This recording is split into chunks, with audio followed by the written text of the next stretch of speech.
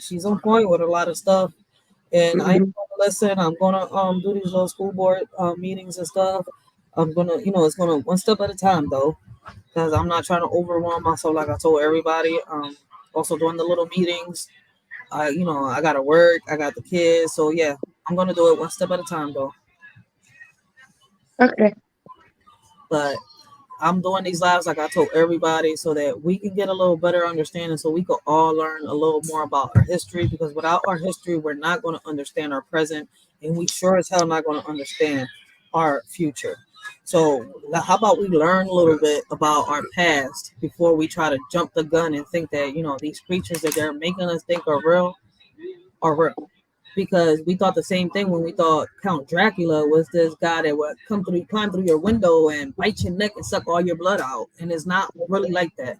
Like the stories, Yeah, it's based on a historical person named Vlad the Impaler, who is a ruthless tyrant. That's why his name is basically you're talking like about Dracula's like devil. So his name, that's you're what talking he is. about He's Vlad. basically He's talking about Vlad. Vlad the Impaler. Yeah, but I'm talking about the that's the one you were talking about, right?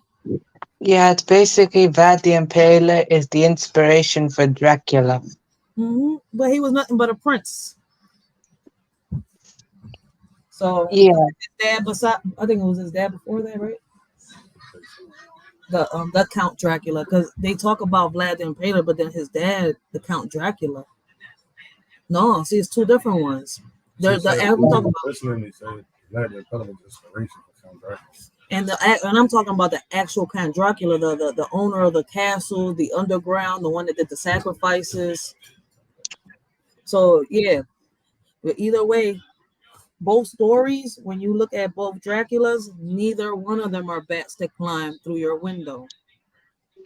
And Young Ria is look at the Count Dracula, the one before Vlad the Impaler, the original Dracula.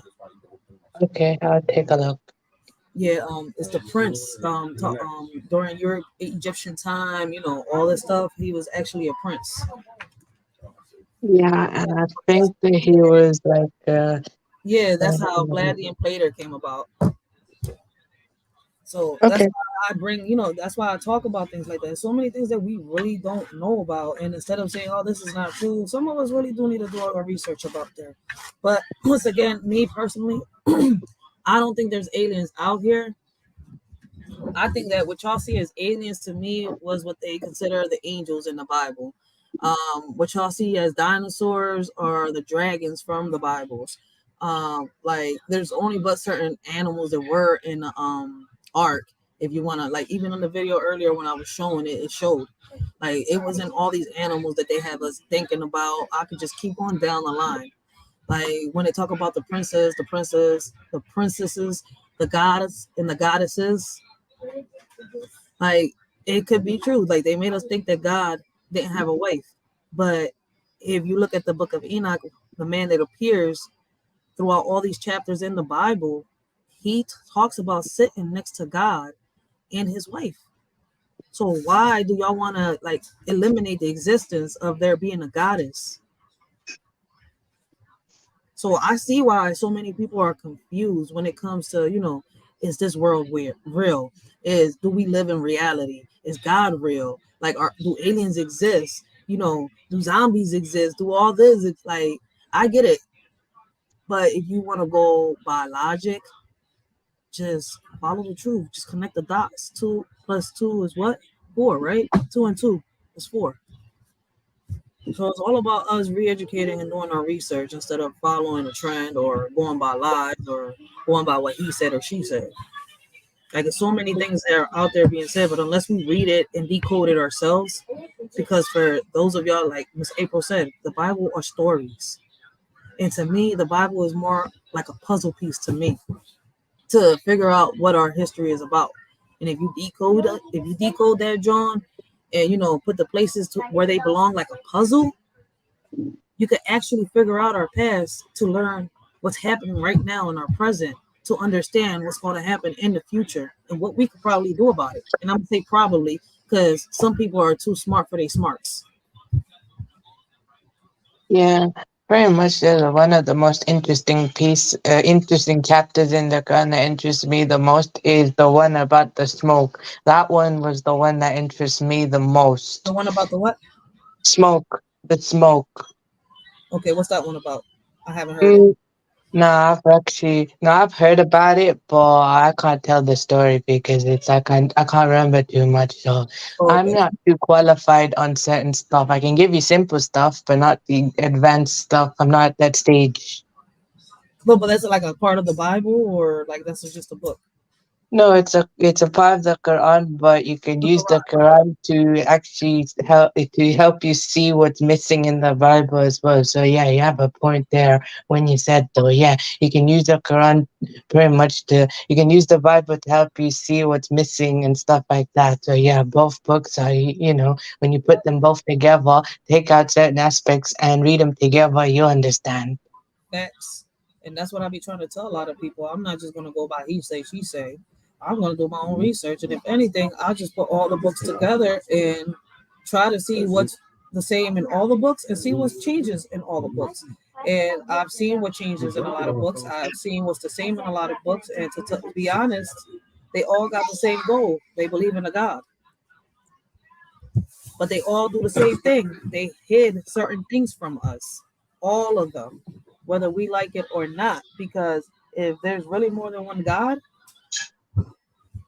because somewhere in each and every one of them, it talks about being a war between the gods and even mankind. So who's lying? The people that took the scriptures out or the Bible? There's a reason they took the scriptures out. I'm not, no, I'm only but speaking but with logic. Let's make sense.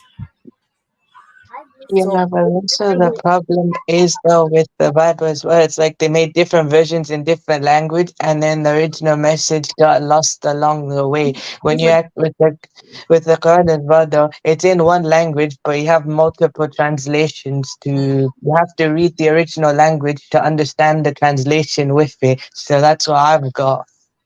it's a fact. It's like this. Look, they talk about this in all the Bibles, all of them, but it's not really broken down, so we really don't understand it. The homeless problem I is gotta getting get my worse. It's not friends. getting better. Crime is getting worse. My bad. The three heavens. When the word heaven is used in the Bible without a symbolic connotation, it most commonly refers to one of three realms. As a consequence of this, And I want y'all to see how they talk about realms. It's something that we're currently talking about, right? The shifts, the realms, the worlds. Mm. It's kind of like if you start reading the Bible and start reading the history, and I'm talking about history books, and you start putting them side by side, you're going to fill in the missing holes. Yeah, the for Bible me revolves though. around more than one Huh? So I was saying that for me, that like in the Quran, basically though, there's 7 stages of heaven. There's not one heaven only. There's like 7 levels to heaven, basically. There's 7 heavens, basically. So it's like there's one God, but there's like 7 heavens and stuff like that. in And heaven. depending on how your deeds is and everything like that, and how depending on your deeds and stuff like that, and how you please God and stuff like that, you can reach the highest stage. But here's my thing: are we in heaven right now? You want to know why I say No. that?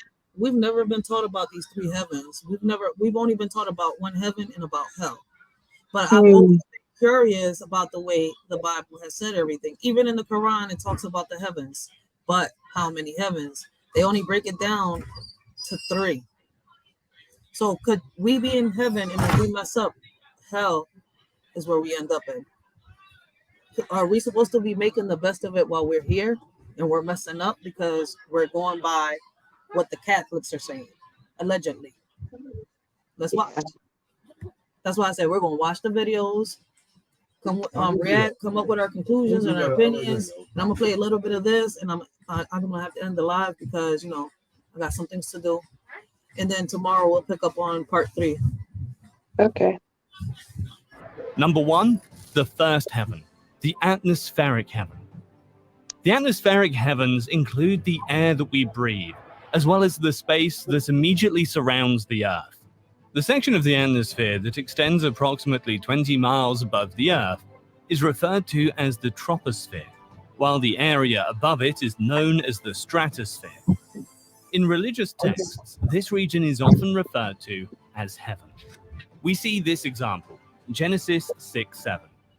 And Jehovah said, I will destroy man whom I have created, from the face of the ground, both man and beast, and creeping things, and birds of the heavens, for it repenteth me that I have made them. The Greek word for air is oranos, So which let's is go also back to that used real to mean quick. heaven. In other For those of y'all that contexts, missed it. both man and beast, and creeping things, and birds of the heavens, for it repenteth me that I have made them. The Greek word for air is oranos, which is also used to mean heaven in other contexts. We also see the creation of the first heaven in the book of Genesis. Heaven here is referred to as the waters which were above the firmament. Genesis 1:6. And peep how they're starting to say firmament now on all the videos. Peep. It's like they're starting to, it's like they're trying to make us think that what they're coming up with and what they're discovering is something new, when we already knew all this. It's already been told to us. We really never really paid attention to it. 6-8. And God said, let there be a firmament in the midst of the waters, and let it divide the water from the waters. And God made the firmament, and divided the waters which were under the firmament from the waters which were above the firmament. And it was so. And God called the firmament heaven. We also see this heaven and water theme in the case of Elijah, when God opened the heavens. Genesis 1:9. And God said, let the waters under the heavens be gathered together unto one place, and let the dry land appear. And it was so. God also shows that he can seal the heavens. Deuteronomy 11:17. Or else the Lord's anger will be kindled and burn against you, and he will shut up the heavens so that there will be no rain, and the land will not yield its fruit, and you will perish quickly from the good land which the Lord has given you. Almost all inhabitants of the earth have a certain impression of heaven. As we contemplate the vast possibilities, we need to bear in mind that various terms are used to describe heaven. The single noun, heaven, emphasizes its overall unity. It's all interesting. This, they didn't break it down like this when we was younger. Yeah. Other Also, I expressions think in seem a to way refer to it's it. pretty much simple as we think, but I think though it's because in some way most of us don't practice it or we pretty much don't want to know it. So it's simple as we think. We just make it more complex as possible. Because knowledge is so no that knowledge there's so much though in both books basically though that knowledge is so powerful though that our minds cannot comprehend it, and we make it as complex as possible when it's actually very very simple in some way. Facts. And that's why I'm saying that when it comes to the simulation, there's no way that when people say, are we living in a simulation, that it could be proven. Simulation is done by technology. And allegedly, technology was taught by the gods, right? Not Mm-hmm. aliens, like they're making us think, oh, we're getting these new technology, we're getting this because these aliens that are, no. If you go back in and you do your history, even when you go into the history books, they talk about the gods. They talk about who taught what. So where in these books does it talk about aliens? No. In reality, if you go into the books, it overrides the theory and the myth of the aliens, and it overrides the myth of the dinosaurs, even though they are in the history book. It's crazy as hell to say it, but it overrides explaining the creatures that God made and the monsters that he made. The Yeah, only descendants that are that's it. possible, the only descendants that's possible to be left from God's time, right, would be the dragons. So that would be what? The crocodiles. Those are the closest descendants that I know that could be to the dragons. And it's been scientifically proven, since if anybody wants to go the scientific way. So where do the dinosaurs come from? So even more questions arise when they want to twist and they want to take away from these stories. All y'all doing is making people have more questions, raise more questions, and try to do their own research, like I'm doing right now. It's only but logic. If they would come up with something logical, then okay, you could all right sit here and play anybody. But it doesn't make sense. What their people are saying and what these books are saying don't align, don't add up. its various aspects or parts. Number 2, the second heaven, the celestial heaven. When the term heaven is used, it refers to outer space, or what is commonly known as the stellar heaven. This encompasses the sun, moon, and stars. Immediately after the tribulation of those days, the sun will be darkened and the moon will not provide its light, and the stars will fall from the sky, and the powers of the heavens will be shaken. Matthew 24:29. Could them stars be angels? Hmm, good point. Wait, but You can't also see if they but talk I've about got an interesting question as well. Pretty much though, you know the authors of the Bible, we only know their first names, but when you say who's Matthew, who John, who, and all Luke, who, basically though, like who, what are their last